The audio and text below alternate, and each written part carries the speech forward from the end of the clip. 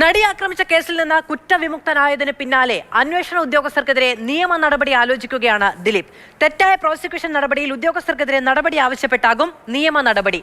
ഉത്തരവിൽ അന്വേഷണ ഉദ്യോഗസ്ഥർക്കെതിരെ വിമർശനമുണ്ടാകുമെന്ന വിശ്വാസത്തിലാണ് ദിലീപ്. ബിനിൽ വിവരങ്ങളുമായി ചേരുകയാണ്.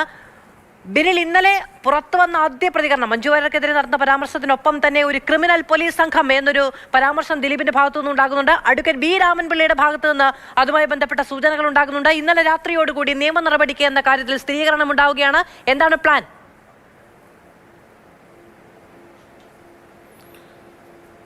മാധു, അക്കാര്യങ്ങൾ നേരത്തെ തന്നെ ദിലീപും അഭിഭാഷകരും ഒക്കെ ആലോചിച്ചു വെച്ചിരുന്നു എന്ന് വേണം നമുക്ക് മനസ്സിലാക്കാൻ. കാരണം വിധി ഇങ്ങനെ വന്നു കഴിഞ്ഞാൽ, വിധി തങ്ങൾക്ക് അനുകൂലമായാൽ പ്രോസിക്യൂഷനെതിരെ നീങ്ങുക അത് ഉറപ്പിച്ചു തന്നെയാണ് വന്നിരുന്നത്. അതുകൊണ്ടാണ് ദിലീപ് കുറ്റവിമുക്തനായി ആ കോടതി മുറിയിൽ നിന്ന് പുറത്തേക്ക് ഇറങ്ങി. കോടതി വളപ്പിൽ വെച്ച് തന്നെയാണ് ആ പ്രതികരണം വരുന്നത്. ആ പ്രതികരണത്തിൽ തന്നെ അദ്ദേഹത്തിൻ്റെ ശബ്ദം, അദ്ദേഹത്തിൻ്റെ ശരീരഭാഷ, ഇതിൽ നിന്നെല്ലാം തന്നെ എന്തായിരിക്കും ഇനി നടക്കാൻ പോകുന്നത്, ദിലീപിനി ഏത് രീതിയിലായിരിക്കും മുന്നോട്ട് പോകുന്നത് എന്നതെല്ലാം വ്യക്തമായിരുന്നു.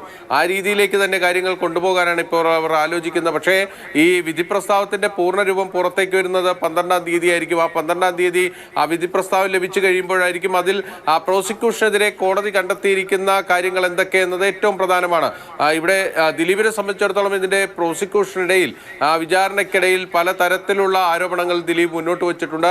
തനിക്കെതിരെ വ്യാജരേഖ ചമച്ചു എന്നതടക്കമുള്ള കാര്യങ്ങൾ, തന്നെ പ്രതിസ്ഥാനത്ത് കൊണ്ടുവരാൻ ചില രേഖകൾ കൃത്രിമമായി ഉണ്ടാക്കിയെന്നതടക്കമുള്ള ആരോപണങ്ങൾ മുന്നോട്ട് വെച്ചിട്ടുണ്ട്. അതെല്ലാം കോടതി അംഗീകരിക്കുകയാണ് എങ്കിൽ അതായിരിക്കും ദിലീപ് ആദ്യ ആയുധമാക്കിയെടുത്ത് ഈ അന്വേഷണ ഉദ്യോഗസ്ഥർക്കെതിരെ നീങ്ങാൻ പോകുന്നത്. ഇതിലെന്തായാലും കോടതി ഉത്തരവിൽ പ്രോസിക്യൂഷനെതിരെ എന്തൊക്കെ വിമർശനങ്ങളാണ് ഉണ്ടാകുന്നത് എന്നതാണ് നമ്മൾ കാത്തിരിക്കേണ്ടത്. ശക്തമായ വിമർശനങ്ങൾ ഉണ്ടാകുമെന്ന കാര്യം തീർച്ചയാണ്. കാരണം ആദ്യത്തെ ആ കുറ്റപത്രത്തിലെ കൃത്യത്തിൽ പങ്കെടുത്തിട്ടുള്ള ആളുകളെ മാത്രമാണ് കോടതി കുറ്റക്കാരാണെന്ന് കണ്ടെത്തിയിരിക്കുന്നത്. പിന്നീട് നടത്തിയ 2 തുടരന്വേഷണങ്ങളും സെഷൻസ് കോടതി പൂർണ്ണമായും തള്ളിക്കളയുകയാണ് ചെയ്തിരിക്കുന്നത്. അപ്പോൾ കോടതി മുമ്പാകെ പ്രോസിക്യൂഷൻ ഹാജരാക്കിയ തെളിവുകളെ വിശ്വാസത്തിലെടുക്കാതെ തന്നെയാണ് കോടതി മുന്നോട്ട് പോയിരിക്കുന്നത്. അവിടെ ദിലീപ് ആരോപിക്കുന്നത് പോലെ കൃത്രിമ തെളിവുകൾ ഉണ്ടാക്കി എന്ന കാര്യം കോടതി കൂടി പറഞ്ഞു കഴിഞ്ഞാൽ അത് അന്വേഷണ ഉദ്യോഗസ്ഥർക്കെതിരെ ഒരു ആയുധമാക്കി ഉപയോഗിക്കുക എന്നത് തന്നെയാണ് ദിലീപ് ഉദ്ദേശിക്കുന്നത്. ആ രീതിയിലുള്ള നിയമ നടപടികളിലേക്ക് ദിലീപ് പോവുകയും ചെയ്യും.